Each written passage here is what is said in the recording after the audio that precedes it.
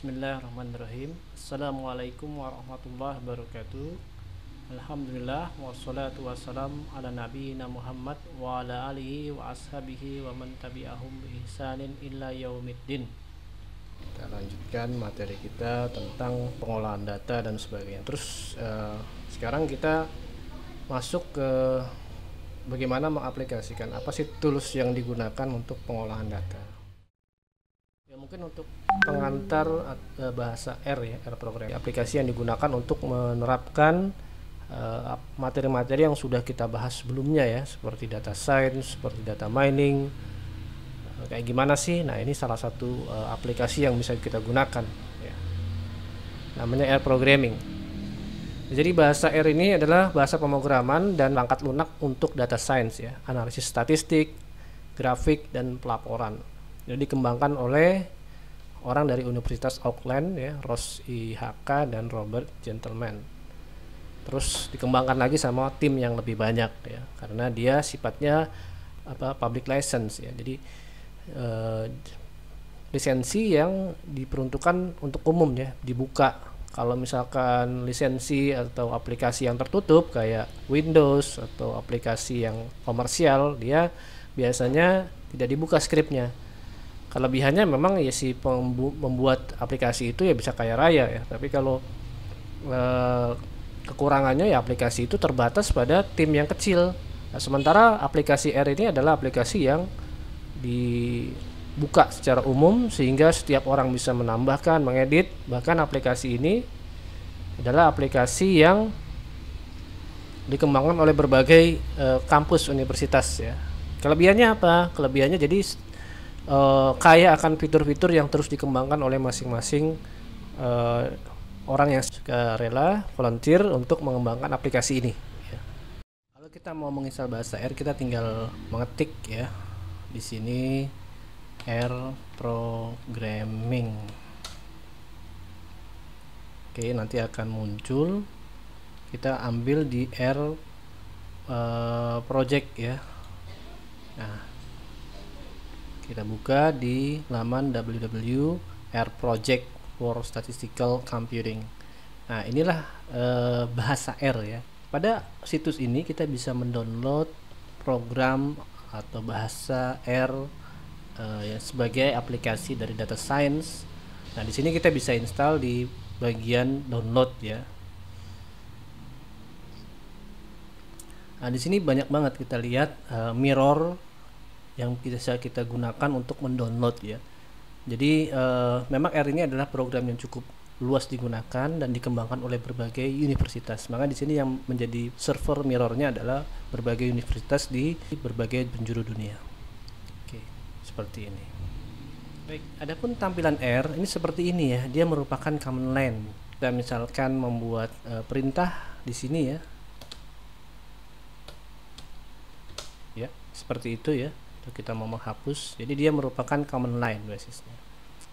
Jika kita membutuhkan aplikasi yang tidak hanya semacam command line ya, tapi memiliki fitur yang lebih lengkap, kita bisa menggunakan RStudio ya, RStudio. Kita bisa cari di Google. Nah, ini kita dapatkan, kita klik ya. Ya, kita bisa mendownload rstudio.com. Nah, ini adalah aplikasi yang digunakan untuk mengedit atau membuat program dengan bahasa R dengan tampilan yang lebih baik ya.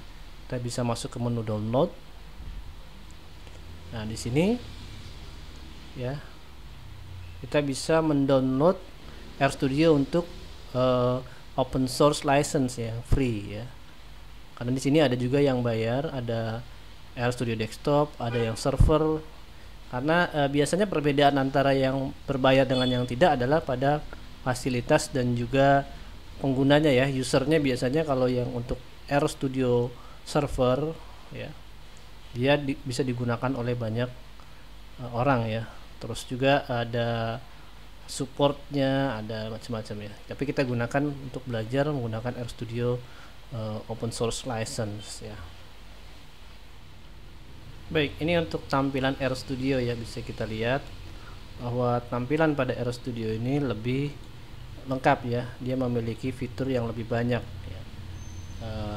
nanti kita akan jelaskan. Jadi sebenarnya hanya pilihan untuk penggunaan R ya. Bisa kita menggunakan tools yang dasar, menggunakan R, atau kita bisa menggunakan R Studio ya, untuk tampilan atau untuk kita mengetik kode scriptnya lebih mudah ya menggunakan R Studio. Oke, baik. Jika kita mungkin agak kesulitan untuk mendownload atau menginstal aplikasi R atau aplikasi R Studio, maka ada alternatif yang ketiga yang bisa kita gunakan, yakni aplikasi R yang online ya. Aplikasi R online ini adalah kita bisa coba gunakan Jupyter online ya. Ini adalah kita bisa menu dari situs jupyter.org try ya, /try. Nah, ini digunakan untuk menjalankan aplikasi R secara online. Kita tinggal masuk ke Try Jupyter R ya. Ya, seperti ini tampilannya. Kita tunggu sampai dia selesai. Inilah tampilan Jupyter yang bisa kita gunakan untuk menjalankan aplikasi R secara online ya, secara online. Misalkan var1 C. Oke, seperti itu. Terus kita print var1 ya seperti ini ya. Jadi dia bisa digunakan secara online. Oke, ini pilihan saja, kalian bisa menggunakan baik menginstal R secara langsung atau menggunakan R Studio, atau kalau kalian nggak suka untuk menginstal secara langsung, bisa menggunakan yang online, menggunakan Jupyter Notebook ya untuk menjalankan program R. Nah, terus variabel ya, biasa ya, namanya data pasti ada variabel ya. Nah, di sini pokoknya variabel adalah berfungsi untuk menampung data ya, kayak kalian main game lah. Semua program aplikasi yang kalian gunakan di komputer pasti dia punya variabel ya. Game menampung variabel nama, terus pengguna ya, terus karakter atau apa saja ya yang di situ ada data yang bersifat ditampung. Nah, itu adalah pasti dia menggunakan suatu variabel. Terus variabel ini berbeda dengan JavaScript. Kalau kita bikin dia X, misalkan ada kita buat nama variabel X, Y, Z ya, terus kita assign atau memberikan nilai dengan tanda panah strip 5, berarti X ini nilainya 5, Y tanda panah strip 6, berarti nilainya 6. Adapun Z, dia adalah variabel yang nilainya adalah penambahan variabel yang lain ya, yakni variabel X dan variabel Y. Oke, kita coba. Nah, di sini kita bisa buat, misalkan kita bikin tadi X ya sama dengan 7 ya, Y sama dengan 6 misalnya, Z sama dengan X ditambah Y. Oke, ini ya, ini variabel ya. Oke, jadi cara buat variabel seperti itu. Oke, sekarang bagaimana bikin grafik? Sebenarnya gampang ya, bikin grafik tinggal kasih nama bar plot data 1. Misalkan kita pengen bikin grafik untuk yang deret 2 ya, bar plot. Nah, ini ada bar plot. Nah, terus kita panggil ya nama datanya yang udah kita buat, deret 2. Nah, source. Nah, ini ya, muncul dia ya. Seperti ini ya. Deret 2. Bisa dalam bentuk grafik bar plot atau juga dalam bentuk plot data seperti ini ya. Plot.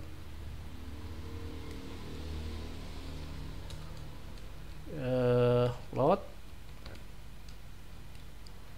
Misalkan data deret 2. Terus di sini type-nya ini maksudnya garis ya. Kita pengen jadiin garis type-nya O, makanya X lab itu label maksudnya ya, label buat X. Label kan biasanya grafik ada label ya, di bagian X nya misalkan tahun,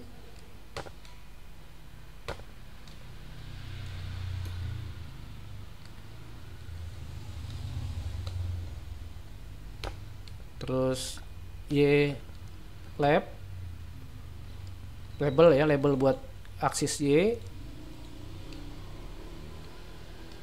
adalah harga misalnya. Oke, kita tes. Oke. Nah, terus balik lagi, apa sih kemampuan yang kita bisa gunakan untuk R? Ya, kita balik ke istilahnya materi yang sebenarnya ya. Yakni R ini bisa digunakan untuk berbagai macam pengolahan ya. Mungkin saat ini asing buat kalian. Tapi saya yakin bahwa ke depan ini bukan lagi sesuatu yang asing ya. Mungkin sesuatu yang menjadi kewajiban kalian ya. Kalau bikin penelitian pasti akan menggunakan pengolahan-pengolahan seperti ini ya, data science ya. Ada yang paling banyak digunakan misalkan multiple regression ya, untuk melihat misalkan kayak inflasi nih, inflasi dari tahun-tahun naik ya. Kita bisa membuat model untuk memprediksi tahun 2030 misalkan harga beras ini akan berapa nilainya. Itu bisa kita prediksi menggunakan regresi ya. Dengan melihat data-data dari tahun 2010 misalnya 10 tahun selama 2000 sampai 2020, kita bisa membuat model regresi untuk memprediksi harga beras tahun 2030.